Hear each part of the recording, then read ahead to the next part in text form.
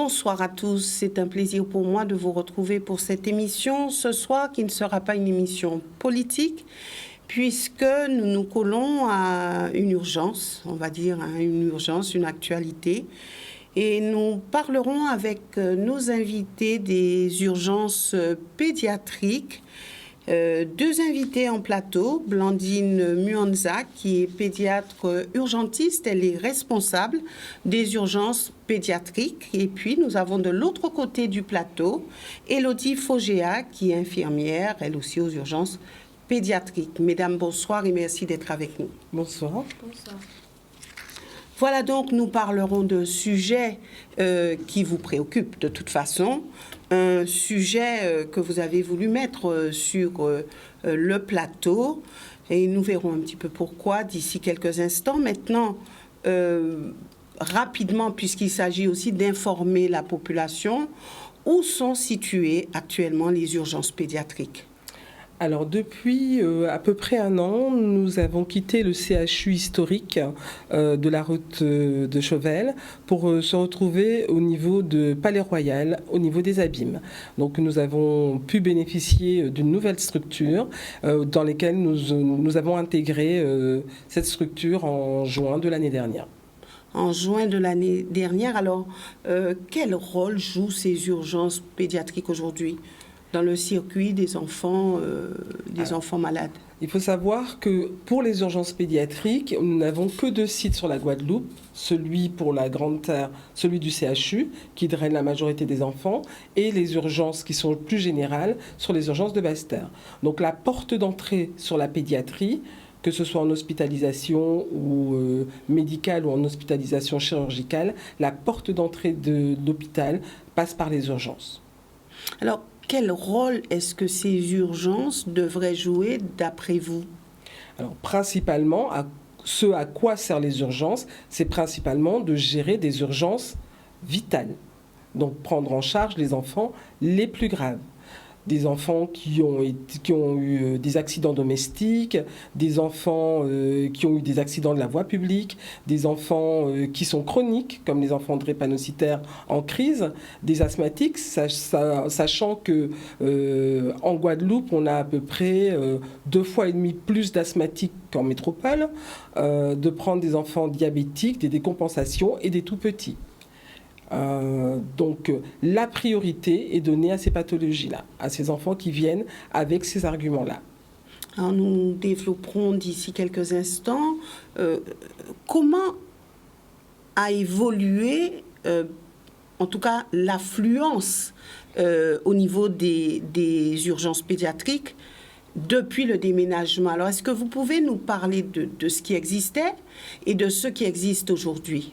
Alors, par rapport à ce qui existait, moi, ça fait 22 ans que je suis en Guadeloupe. Donc, j'ai vu l'évolution sur 22 ans des urgences pédiatriques. Ça fait 22 ans que je suis aux urgences pédiatriques. Donc, l'affluence va en se majorant au niveau des urgences pédiatriques. Tout le monde sait qu'il y a une pénurie du corps médical, que ce soit ici, en métropole, aux États-Unis ou ailleurs. On manque de médecins partout, drastiquement. Mais le souci c'est que le cœur de métier des urgences, c'est de gérer les urgences vitales. Donc, on a ceux qui pourraient correspondre plus à des consultations, donc des motifs de consultation qui ne relèvent pas toujours de l'urgence primaire, mais qui est ressentie par les parents comme étant une urgence. Donc, cette motivation va en s'accroissant, puisque nous ne sommes pas en période épidémique. Quand nous étions au CHU historique, passer de 100, 120 consultations jour, c'est vraiment ce qu'on avait lors des épidémies de dengue, des épidémies de chikungunya. On avait ce taux-là de passage. Maintenant, on n'est pas en période épidémique. On est en train de terminer l'épidémie de gastro. L'épidémie de bronchiolite est terminée. On a encore 1 ou 2 cas. Voilà, mais on a le même taux de passage, c'est-à-dire qu'on se retrouve quand même avec une centaine de consultations jour. Donc, les urgences. Pour les urgences pédiatriques, oui. Entre 80 et 100 passages jour. Nous ne sommes pas en période épidémique. nous ne sommes pas en vacances, donc les praticiens de ville sont là, que ce soit les médecins généralistes ou les pédiatres. Même si on sait qu'on manque de praticiens et en ville et à l'hôpital, les praticiens sont là. Et ils ont tous des plages d'urgence. Donc c'est peut-être à nous, soignants, de pouvoir nous aider, nous appuyer aussi sur les parents, de façon à ne pas faire exploser les urgences, comme on a pu le voir dans certaines villes en métropole. Alors, c'est vrai, j'entends bien, vous dites que de toute façon, les urgences, c'est vraiment pour des cas spécifiques, des cas graves. Alors, lorsqu'on a un enfant en bas âge, est-ce qu'on est à même d'apprécier la gravité de la situation ? Non, bien sûr, ça dépend tout à fait de l'âge de l'enfant. Évidemment, c'est bien ce que je disais tout à l'heure, la priorité pour les enfants, la priorité des enfants est donnée aux enfants les plus jeunes. Quand on a un enfant qui a moins de 2 ans, il va passer en priorité. On va d'abord voir l'urgence vitale essentielle qu'on mettra en salle de déchocage, c'est-à-dire que si on ne prend pas tout de suite en charge, l'enfant risque sa vie, c'est vraiment les choses les plus graves, donc l'urgence vitale. Et après, on aura ces enfants qui ont moins de 2 ans, qui seront prioritaires. Et même si vous arrivez avec une enfant de 10 ans, qui n'a pas de pathologie, qui n'a pas d'antécédents particuliers, si un enfant de 2 ans arrive, ce sera la priorité à l'âge. Priorité à l'âge. Oui. Alors on peut se dire, et on y va franco, on peut se dire que oui, l'enfant de 2 ans arrive, bon, on se dit à 2 ans, donc c'est la priorité à l'âge, mais l'enfant de 10 ans peut avoir quelque chose de plus grave que l'enfant de 2 ans. C'est bien ce que je dis. Donc d'abord l'urgence vitale, puis après la priorité à l'âge. D'accord. Alors est-ce que aux urgences pédiatriques, les parents comprennent bien ce discours? Et est-ce qu'il ne faut pas faire de l'information? Est-ce qu'il ne faut pas communiquer là-dessus? Puisque beaucoup de parents disent, quand on arrive aux urgences pédiatriques, ben, il y a beaucoup de monde et on en a marre d'attendre. Donc, et on verra tout à l'heure, hein, quand on a marre d'attendre, ce que ça peut faire. Effectivement, je pense qu'il y a un gros travail à faire dessus. On a des parents qui sont très, très compréhensifs, comme on en a d'autres qui sont très, très impatients, puisque chaque parent qui se présente, pour lui, son enfant est grave, puisque s'il se déplace pour venir, c'est qu'il est inquiet. Mais en fait, il faut que les parents apprennent à faire confiance aux professionnels de santé qui les accueillent et qui sont déjà, dès l'accueil, en train de faire un pré-tri pour pouvoir, positionner les enfants et les prendre en charge le plus rapidement possible en fonction des critères de gravité. Donc, tout parent, déjà par ordre d'arrivée, se dit « je vais passer d'ici quelques instants », ce qui n'est pas le cas, et les parents ne comprennent pas. Oui, surtout ces jours-ci. Ça fait quelques semaines qu'on a un phénomène où on reçoit beaucoup d'enfants qui viennent pour, on va le dire, des fièvres qui ont peut-être commencé ce matin, des rhumes banals, en fait, des choses pour lesquelles nos parents, à l'époque, ne nous auraient pas emmenés aux urgences. Et pourtant, maintenant, on a l'impression que les urgences sont devenues le nouveau, le médecin traitant de tout le monde, en fait. Puisque les parents sont inquiets, ils n'arrivent pas forcément à faire la différence entre une urgence et une urgence relative, une urgence vitale et tout simplement un motif de consultation. Ils ne comprennent peut-être pas forcément qu'est-ce qu'est une fièvre, par exemple. Pourquoi mon enfant fait de la fièvre? Puisque ça, c'est quelque chose qui revient souvent. Mon enfant fait de la fièvre à 38,5 ou à 39. Pourquoi? Ils ne comprennent pas et ils arrivent tout de suite aux urgences. Pourtant, c'est juste un mécanisme de défense qui montre que le corps se bat contre quelque chose et ce n'est pas quelque chose qui devrait alerter. Donc, je pense qu'il y a un gros travail à faire dessus. Après, comment le mettre en place Alors, le parent vous dirait, moi, je ne suis pas médecin, je ne sais pas, mon enfant fait de la fièvre, on parle de convulsions, on parle de toutes ces choses-là, donc forcément, je vais aux urgences. Ou chez le pédiatre. Si c'est le soir? Ben, les urgences sont ouvertes 24 heures sur 24. On est là pour accueillir. Donc, c'est toujours les urgences. Il y a des maisons d'accueil et on peut aussi faire de l'information. Il y a aussi des parents qui appellent pour demander mon enfant à 38 ou 38,2, est-ce que je dois venir aux urgences? Je suis inquiet.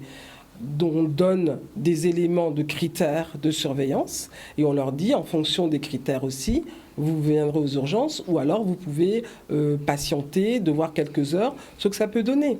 Alors, si, et nous irons ensemble, et ce plateau est fait quand même pour informer, mais aussi pour dire les choses, puisque je suis sûre que vous les entendez comme moi. Lorsque on vous dit oui, mais quand tu vas aux urgences, bon, c'est compliqué, bon, il faut faire attention, etc. Donc, est-ce que quand le parent arrive, il n'a quand même pas une certaine appréhension, une certaine peur, il y va parce que pour lui son enfant est malade, mais il n'est pas en confiance. Alors vous avez parlé tout à l'heure qu'il faut faire confiance aux soignants. Ça va de soi, quand on confie son enfant à un soignant, en fait, je pense que la confiance doit être de mise. Mais est-ce que c'est le cas? Est-ce que le parent ne vient pas déjà parce qu'il se dit je suis obligé de passer par là pour savoir exactement ce que mon enfant a? Et est-ce que... Mais réellement, et ça, il faut pouvoir le dire. Et à vous, soignants, de convaincre les parents pour leur dire, mais écoutez, voilà oui, quoi. C'est exactement ça. Et c'est pour ça que ce que nous faisons aujourd'hui est important. Votre enfant a de la fièvre depuis... Je le dis bien, je suis ici depuis 22 ans. Quand je suis arrivée il y a 22 ans, les parents consultaient au bout de 3 jours. Comme les recommandations du carnet de santé qui n'ont pas changé. Après, on est passé à une journée. On est passé à quelques heures. Maintenant, on arrive à 5 minutes. 5 minutes. 5 minutes, je confirme, 5 minutes. Mon enfant était chaud, je n'ai pas contrôlé la température, je viens aux urgences. Même si vous venez et qu'il a de la température, je n'aurai pas de diagnostic à vous donner tout de suite, sauf s'il a une pathologie particulière. Attention, pour les enfants de moins de 2 ans et les enfants qui ont une pathologie particulière, nous sommes précautionneux, venez aux urgences si vous avez un doute. Là-dessus, il n'y a pas de problème.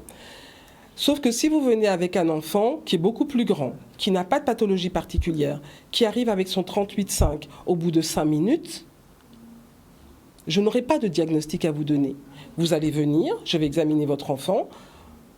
9 fois sur 10, je n'aurai... C'est pas que rien ne se passe, c'est que l'enfant n'a pas encore eu le temps de mettre en avant les éléments qui me permettront de faire le diagnostic. Et donc, vous allez reconsulter dans 48 heures, de toute façon. De toute façon. De toute façon, vous allez reconsulter dans 48 heures. Parce que vous allez partir, quand votre enfant arrive à 5 minutes, 1 heure, 2 heures de sa fièvre, je n'aurai pas de diagnostic à vous donner. Car 9 fois sur 10, je n'en aurai pas. Donc, je vais vous demander de revenir. Donc, voilà. Donc, c'est cette petite partie-là qui est la prise en charge de l'enfant, qui est la confiance dans le soignant, qui est la confiance aussi dans la maladie. Votre enfant doit faire son immunité. Il va être malade. Et avec les années, il sera moins malade. Mais de pouvoir garder et surveiller l'enfant pour savoir... je peux attendre un petit peu, ou si je suis inquiet, je passe un petit coup de fil. Est-ce que je dois venir maintenant, ou est-ce que je peux attendre 1 heure ou 2, ou je viendrai demain? La problématique est que lorsque vous venez avec un enfant qui a 1 heure de fièvre, vous ne serez pas prioritaire. Donc très clairement, vous allez attendre 3 heures, 4 heures, 5 heures avant qu'on puisse vous voir, parce que derrière, vous ne savez pas ce qui arrive. Les accidents de la voie publique, les accidents domestiques, les enfants chroniques, des diabètes qui sont décompensés, des enfants drépanocytaires qui arrivent. Et ça prend du temps. Et on ne peut pas faire... Il faut que la qualité de notre travail ne peut pas en pâtir. Donc forcément, ces enfants attendent. Et le but, on ne peut pas se satisfaire en tant que médecin pédiatre, en tant que personnel aux urgences pédiatriques, de voir des enfants qui attendent pendant des heures. On ne peut pas s'en contenter. Ce n'est pas quelque chose de satisfaisant pour les soignants. Pas du tout. Il y a cet élément-là. Il y a aussi le fait que, il y a quelques années, quand on disait à un parent quelques critères, il les prenait, il les appliquait. Maintenant, quand on dit aux parents, pas pour tous les parents, hein, mais quand on dit aux parents quelquefois, écoutez, il faut fractionner les biberons, il ne faut pas que le nez de l'enfant soit plein, ça agace les parents. Pour eux, Ils sont venus aux urgences, donc c'est à vous de donner le paracétamol, et ils reviendront 6 heures plus tard pour donner la prochaine dose de paracétamol. Ça vous arrive? Bien sûr, tous les jours. Je dirais que certains attendent parfois une solution miracle. C'est-à-dire que l'enfant rentre et il repart guéri. Sauf que c'est pas le mécanisme de la maladie, en fait. Il y a un temps où il faut donner le traitement pour que le traitement agisse. Et pour revenir à ce que vous disiez tout à l'heure, je pense que la population n'a pas forcément peur des urgences. Je pense que c'est l'hôpital et le système de santé en lui-même qui fait peur à la population de manière générale. Donc, ils viennent, oui, c'est vrai, ils viennent parfois déjà très anxieux, sur les nerfs, ils ne sont même pas encore arrivés, qu'ils sont déjà agacés, ils veulent déjà repartir, et ils attendent la solution miracle, sauf qu'elle n'existe pas. Alors, est-ce que vous avez l'impression que les parents ne font pas confiance aux pédiatres de ville? Ils préfèrent venir aux urgences? Non, pas du tout. Je pense que les parents sont inquiets pour leur enfant et ça nous arrive régulièrement d'avoir vu le pédiatre le matin, vu le médecin généraliste l'après-midi et arriver la nuit aux urgences. C'est exactement ce que disait ma collègue, c'est-à-dire que vous avez vu le pédiatre le matin qui vous a donné un diagnostic, le médecin généraliste l'après-midi qui vous a donné le même diagnostic, et quand vous sortirez des urgences, vous aurez encore le même diagnostic. Le problème, c'est que votre enfant n'est pas guéri, et donc il faut comprendre que oui, il faut quelques jours. On a besoin de ces quelques jours. Des fois, on va faire de la fièvre, très souvent 24, 48 heures, et ce sera fini. La plupart du temps, c'est ça. Et il faut savoir faire confiance au médecin, aux soignants, qui vous dit il va falloir patienter 24-48 heures. Et dans 48 heures, si la fièvre persiste, reconsulter. Mais est-ce qu'il ne faut pas faire un travail en amont, par exemple, aux jeunes parents, mais surtout à la femme, dès qu'elle attend un bébé, peut-être dire les choses, essayer de l'aiguiller sur tout cela. Parce que quand on est jeune parent et qu'on a un enfant, on se dit l'enfant fait de la fièvre, forcément, il a un problème. Donc, est-ce qu'il ne fallait pas voir les choses en amont plutôt qu'en aval? Je pense que c'est exactement le discours que je tiens depuis tout à l'heure.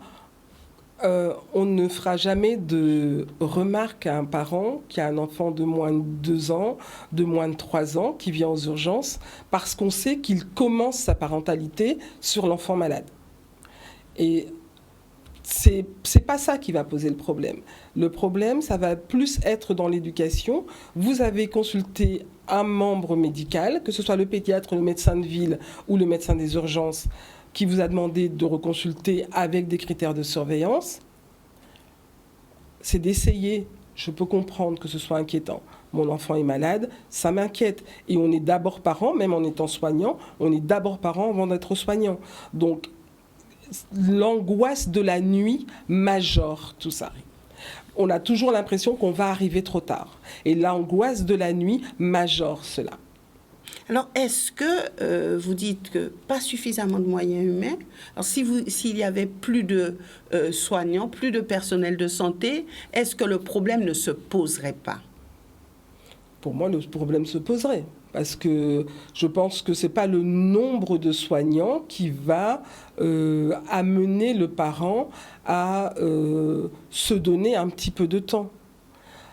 Mais ça permettrait de fluidifier les urgences pédiatriques?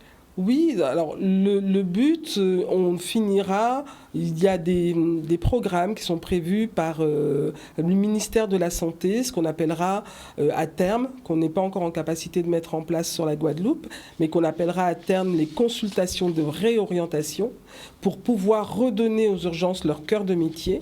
C'est-à-dire qu'on essaiera, quand on sera, nous, en tant que soignants un peu plus en nombre, d'avoir la possibilité de dire à un parent, votre enfant n'est pas si grave, faites-nous confiance. Soit vous allez voir votre médecin traitant et on vous donnera une possibilité sur les plages d'urgence des professionnels de santé, parce que les professionnels de santé de ville ont des plages d'urgence, ou une consultation qui sera dédiée au sein de l'hôpital pour voir ces patients qui sont malades. On ne va pas dire qu'ils ne sont pas malades, ces patients sont malades. Sauf que le motif de consultation ne relève pas de l'urgence primaire.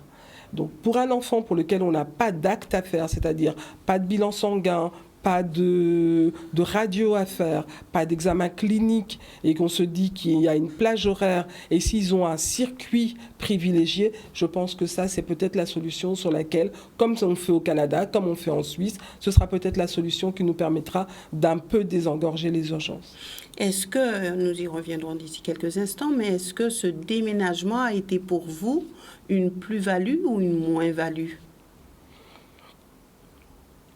Honnêtement. Difficile de répondre. Moi, je pense que très clairement, on est on est dans des meilleurs locaux. On a une meilleure capacité à pouvoir accueillir les enfants. Tout n'est pas parfait, loin de s'en faut. Tout n'est pas parfait, mais on a quand même cette possibilité d'être concentré autour de la pédiatrie et de ne pas avoir tout ce qu'il peut y avoir autour du CHU, cette difficulté d'accès aux urgences. Non, on est dans des meilleurs locaux, tout n'est pas parfait, mais franchement, moi, je pense que c'est un plus d'avoir eu Palais Royal. Le moins, si je peux rajouter, là, je vais parler de la pédiatrie de manière générale et pas que des urgences pédiatriques. Ça a été la diminution du personnel. Parce que ça se ressent énormément par rapport aux collègues du service de pédiatrie. Le personnel a vraiment diminué. Alors, expliquez-nous pourquoi. Parce qu'en fait, quand elles sont moins nombreuses en service, donc elles sont moins disponibles pour recevoir les enfants qui doivent être hospitalisés. Donc, les enfants restent au niveau des urgences. Du coup, ça fait des box occupées aux urgences où on ne peut pas consulter. Ça fait des brancards utilisés dans le couloir où on ne peut pas recevoir, on ne peut pas avancer. Du coup, nous, parmi les enfants qui arrivent à l'accueil, on est bloqué parce que du coup, en box, c'est bloqué parce qu'en pédiatrie, l'infirmière, elle est toute seule, elle ne peut pas recevoir les enfants. Ça, franchement, pour moi, c'est le gros point négatif. Donc, il faut plus de personnel. Oui, il faut plus de personnel. Parce qu'à force, le personnel s'épuise, le personnel s'arrête. Est-ce qu'on peut dire que c'est à cause du personnel suspendu? Je pense que ça n'a pas arrangé les choses. On y va franco, hein, vraiment, il faut qu'on puisse dire les choses. Mais ce n'était pas la seule motivation. Je pense que franchement, il n'y a pas que le personnel. Je ne sais pas combien de personnel a été suspendu au niveau de la pédiatrie. Non, il n'y a pas que ça. Donc, mais déjà, au niveau du déménagement, il y avait déjà eu une diminution de l'effectif. Du personnel, de l'effectif pédiatrique. Ouais. Et puis l'éloignement aussi. Aussi, oui. L'éloignement. C'est-à-dire que comme on est dans une structure pavillonnaire, avant, on n'avait qu'un ascenseur à prendre pour pouvoir aller dans le service. Là, nous sommes dans des structures pavillonnaires. Donc, il faut que pour qu'il puisse être accompagné, appeler le brancardier pour aller dans un autre bâtiment. Et donc ça prend aussi... Trop étalé. Oui, ce sera beaucoup mieux quand on va pouvoir se recentrer, franchement. Oui. Ça, c'est vraiment le fait qu'on soit dans un autre pavillon. Ce n'est pas un élément favorisant pour nous. Alors, est-ce que la pandémie Covid vous a emmené des moyens supplémentaires? Non. Quels moyens? On a eu aussi pour la salle de déchocage. On a eu plus d'Hervo, on a eu plus de Vivo. Mais encore Je vous écoute. Voilà. Pour les supports ventilatoires, on a eu de l'aide pour le support ventilatoire. Et on a eu la chance de pouvoir, lors du Covid, enfin ouvrir cette unité de soins continus qui n'existait pas en Guadeloupe, parce que vous savez que le centre de réanimation pédiatrique pour les Antilles-Guyane se situe en Martinique, et donc on n'avait pas d'unité de soins continus, donc là où on peut vraiment garder les enfants les plus graves sans avoir à les envoyer sur la Martinique, l'unité d'unité de soins continus a pu ouvrir lors de cette pandémie de Covid, parce que la Martinique étant overbookée, ne pouvait plus prendre nos enfants. Et donc, on a pu, nous, ouvrir notre unité et prendre en charge ces enfants. Et il n'y a plus maintenant que les enfants extrêmement graves qu'on ne peut pas gérer au niveau de la Martinique, de la Guadeloupe qui partent pour la Martinique. Oui, donc une difficulté. Nous marquons juste une courte pause et puis je reviens rapidement avec vous pour faire une petite synthèse de tout cela et puis vous écouter sur vraiment le message que vous voulez faire passer à l'endroit de la population. À tout de suite. Voilà, nous revenons au sein des urgences pédiatriques avec nos deux invités. Alors aujourd'hui, il s'agit de lancer un cri, je vais dire, en disant nous sommes surbookés, nous sommes saturés aux urgences. C'est bien cela? En gros, c'est Complètement. Complètement. Donc, est-ce qu'on peut dire que vous n'en pouvez plus ou est-ce qu'on peut dire que vous arrivez quand même à faire face à la situation? On fera toujours face. On est là pour recevoir les enfants et tous les enfants qui se présentent seront reçus.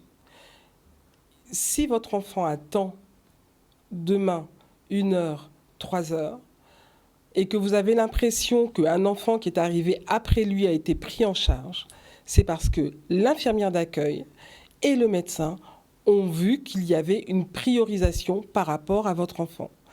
On prend les enfants, on ne peut pas prendre la médecine, on ne peut pas prendre les enfants qui se présentent aux urgences comme on va chez le marchand de pain. Ce n'est pas la queue. Ce n'est pas la queue. On est obligé de donner un axe de priorité et peut-être que vous vous attendez depuis 1 heure et que vous voyez un enfant arriver et passer devant vous, mais vous ne connaissez pas la pathologie de l'enfant. Faites confiance au soignant qui vous dit « vous devrez patienter encore plus longtemps parce que cet enfant est plus grave » et peut-être qu'il va mobiliser cet enfant à lui seul. Tous les soignants qui sont aux urgences. Alors ça, on l'entend, mais je vous dis, on se colle à une réalité. Aujourd'hui, la perception que le parent a, c'est peut-être, ici, c'est moun à moun, donc peut-être que ce parent connaît tel ou tel soignant, donc l'enfant passe avant. Et est-ce qu'il y a un code, je vais dire, de déontologie ou il y a quelque chose comme ça qui existe aux urgences pédiatriques en disant tout enfant qui arrive aux urgences est traité de la même manière et que ce moun à moun n'existe pas, honnêtement. Moi, je peux dire très clairement qu'il y a des professeurs du CHU qui sont venus avec leurs enfants, qu'il y a des enfants de directeurs qui sont venus au CHU avec leurs enfants et qui ont attendu en salle d'attente. Qui ont attendu en salle d'attente. Et pourtant, on les connaît. Voilà, donc quand on est occupé avec un enfant, il faut avoir la réalité. Ça peut être long, ça peut être difficile, ça peut être angoissant. On a l'impression qu'on ne fait rien pour son enfant. Mais dites-vous que pendant ce temps-là, très probablement, et d'ailleurs c'est ce qui se passe, on prend soin d'un enfant qui est plus grave que le vôtre. Voilà ce qui se passe en réalité. Si on vous fait attendre, ce n'est pas pour le plaisir de vous faire entendre. Aucun soignant ne se satisfait de faire attendre un enfant en salle d'attente. Si votre enfant attend, c'est parce qu'on prend en charge un enfant plus grave que le vôtre. Alors si vous prenez le temps de le dire, d'insister et de tirer la sonnette d'alarme, est-ce parce que les parents ne sont pas compréhensifs? Est-ce que vous avez été sujet à des invectives ou autre chose, de la violence? Ça arrive. C'est pas tous les jours, mais ça arrive, oui. Et le plus gros souci, surtout, c'est quand les parents attendent et qui, au bout de 20 minutes, viennent refrapper à la porte des urgences. Mon enfant, il est passé avant lui, il était là avant l'enfant qui vient d'arriver. J'ai vu plein d'enfants passer. Oui, c'est vrai. Il y a d'autres enfants qui sont passés avant le vôtre. Oui, tout à fait vrai. C'est la réalité. Mais si on crie, si on s'énerve, si on mobilise... Parce que quand on doit revenir, réexpliquer le fait que non, il sera vu et on ne refuse aucun, et je le répète, on ne refuse aucun enfant au niveau des urgences. On ne refuse aucun enfant, sauf que si votre enfant attend, c'est parce qu'on prend soin d'un enfant plus grave que le vôtre. Ou plus jeune que le vôtre. Donc, oui, parce qu'il y a une question d'âge, vous l'avez dit, hein, il y a une question d'âge, c'est ça? Le parent qui s'énerve, qui crie, ça ne va pas faire aller plus vite les choses. Au contraire, on utilise ce temps qu'on aurait pu utiliser à bon escient pour l'enfant à venir, parce que la pédiatrie est particulière, c'est une triangulaire entre l'enfant malade, le parent et le soignant. On n'est pas comme chez l'adulte entre deux personnes. Donc cette triangulaire, elle est importante aux parents de rassurer son enfant, aux parents de faire, c'est la pierre angulaire. Le parent fait partie de cette pierre angulaire, de rassurer son enfant, de nous donner les éléments de l'enfant et de faire confiance aux parents. C'est le seul moyen que le soignant a pour prendre en charge convenablement cet enfant. C'est vraiment une triangulaire. Et on a besoin de vous aujourd'hui. Parce que vraiment, le mot que je pourrais dire, c'est « nous avons besoin de vous, parents ». Nous avons besoin de vous, parents, pour jouer ce rôle. Nous avons besoin que vous calmiez vos enfants. Nous avons besoin que vous expliquiez à vos enfants ce qui va se passer. Nous avons besoin que vous nous fassiez confiance parce que c'est une triangulaire. On ne peut pas agir de 2 à 2. On a besoin de vous. On a besoin de vous pour que tout ça reste cohérent et que la machine ne se grippe pas. Parce qu'en fait, elle est en train de se gripper, la machine. La machine se grippe parce que vous êtes fatigué, vous avez l'impression que vous avez une surcharge de travail et que bon, il vous faut des vacances. Je pense comme tous les soignants de la planète Terre, en ce moment, 2 ans de Covid qui ont épuisé tout le monde. Personne ne va vous dire qu'on n'est pas fatigué. C'est difficile d'avoir un rendu et de tenir un planning dès qu'une infirmière est malade, qu'une aide-soignante est malade, parce qu'ils sont fatigués, un médecin est absent. Oui, on ne peut pas dire qu'on n'est pas fatigué. Bien sûr que nous sommes fatigués. Ce n'est pas ça le problème. Ça ne nous empêchera pas de prendre en charge les enfants. Par contre, ce qu'on veut, c'est pouvoir les prendre en charge convenablement, de A à Z. Et si on vous demande d'avoir cette capacité de venir à 24-48 heures après le début des signes, c'est pas parce qu'on a envie de vous ennuyer. C'est parce que soit vous avez déjà consulté, soit on vous a donné un avis et on vous a demandé de venir 48 heures plus tard parce qu'on ne va rien faire de plus pour votre enfant. Lui donner son paracétamol, lui donner son SRO, surveiller, on vous donne des critères de surveillance pour que vous puissiez nous les rendre quand vous revenez. Ne revenez pas sans ces critères de surveillance qu'on vous a demandé d'avoir. Alors, est-ce qu'on peut dire, on va essayer d'avoir rapidement des repères avant la fin de cette émission. Est-ce qu'il y a un âge où, quand l'enfant fait de la fièvre, on peut se permettre d'attendre? Ou est-ce qu'on se dit, bon, emmenez-le, et puis on verra, mais il faudra attendre? Quel est le discours, le juste discours? Le juste discours, c'est qu'un enfant de moins de 3 mois qui fait de la fièvre doit se présenter immédiatement aux urgences. Moins de 3 mois. Moins de 3 mois, vous dites? Voilà. Et qu'après, au-delà, entre 3 mois et 2 ans, Dr Muenza va dire...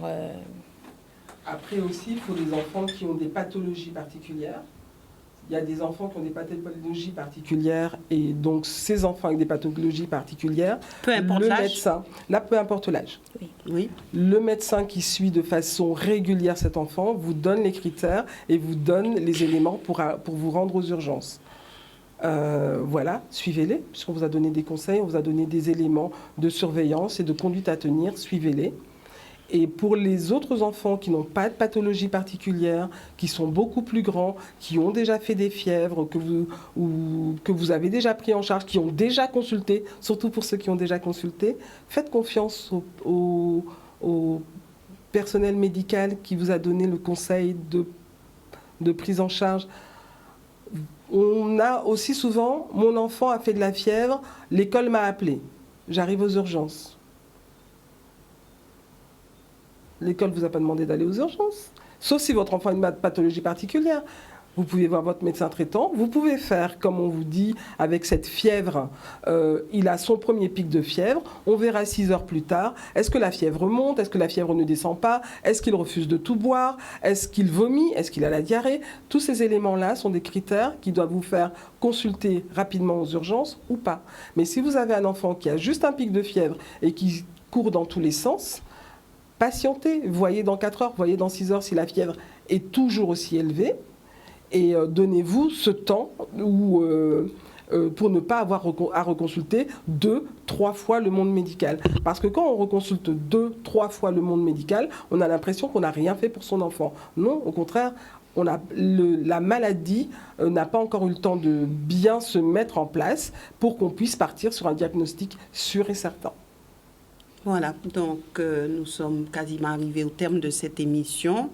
Alors, comment synthétiser tout cela, le message fort de ce soir, et je débuterai avec vous et ensuite avec le docteur. Le message fort On n'a pas dit aux parents de ne pas venir. Tout le monde sera toujours reçu et je pense que tous les professionnels qui travaillent aux urgences feront le nécessaire et le maximum comme on a toujours fait pour pouvoir prendre en charge au mieux tous les patients.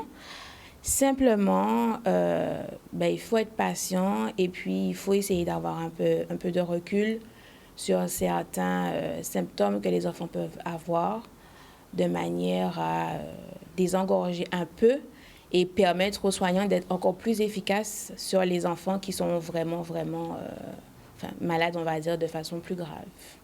Alors, gentillesse, patience, et puis prendre du recul.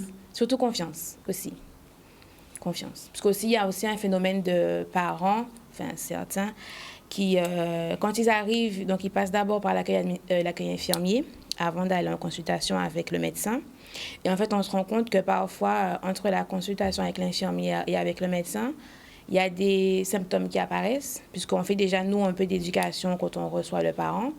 Donc, il y a des symptômes qui apparaissent, les fièvres passent de J1 à J4, ou alors il y a des informations qu'on n'a pas, qui ne donne pas à l'infirmière, qui donne directement au médecin. Et en fait, quand l'infirmier n'a pas toutes les informations, le tri ne peut pas se faire correctement. Donc, du coup, après, ils se disent qu'ils ont patienté alors que peut-être qu'ils n'auraient pas dû, mais parce qu'il y a un manque de communication, il y a quelque chose qui n'est pas fait. Donc, la confiance aussi, aux soignants surtout.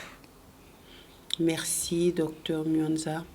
Moi, je redirais que aux urgences pédiatriques, tout le monde est là pour prendre en charge l'enfant. Et la priorité reste l'enfant. Et nous sommes là pour prendre soin de vos enfants, de nos enfants, puisque nous sommes toutes mamans, de nos enfants. Maintenant, nous avons besoin de vous, nous avons besoin des parents, nous avons besoin que les parents intègrent les conseils qu'on leur donne, ce qui se faisait encore il y a moins d'un an. Les parents entendaient les conseils qu'on leur donnait, n'avaient pas l'air agacés, que les parents respectent le personnel médical et paramédical. Qu'est-ce qui a changé ? Les gens sont agacés. Les gens sont agacés. Je pense que le phénomène Covid sur 2 ans ne nous a pas aidés, très clairement, ne nous a pas aidés. Donc on voudrait retourner un tout petit peu en arrière. 2019, c'était pas mal. Si on pouvait retourner à cette période-là, et on n'avait pas moins d'enfants. Je vous dis, en période épidémique, on tournait à 120. On a eu des épidémies de dingue, on a eu des épidémies de chic. On a eu... La première vague Covid, c'était très bien. Si on faisait 20 enfants par jour, on en faisait beaucoup. Mais, parce que les gens avaient peur de venir à l'hôpital, parce que c'est à l'hôpital qu'il y avait le Covid. Quelque part, vous dites vaut mieux qu'il y ait le Covid alors. Non, pas du tout, non. Ben non, parce que nous, on s'ennuie un petit peu. On aime tous nos patients, voilà, mais...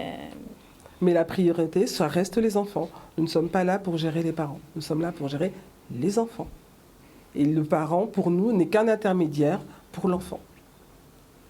Voilà, donc j'espère que votre message a été entendu, mais je reste avec cette question. Est-ce qu'il ne faut pas en amont faire, je vais dire, de l'information, de la communication à l'endroit des parents pour justement avoir la solution ou les solutions à ce problème? Il y avait justement Elodie qui avait, avec l'équipe paramédicale des urgences, avait commencé juste au moment du Covid à travailler sur les accidents domestiques, sur la fièvre chez l'enfant. Maintenant, en espérant que nous allons nous habituer à vivre avec le Covid qui va faire partie de notre monde, on aura peut-être un peu plus de temps pour revenir à cette éducation parentale, pour aider les parents à avoir des repères avant de venir aux urgences. Merci à vous d'être venus sur ce plateau. Merci aussi à vous, téléspectateurs, de nous avoir suivis. Nous nous retrouvons mercredi avec une autre émission. Excellente soirée à tous.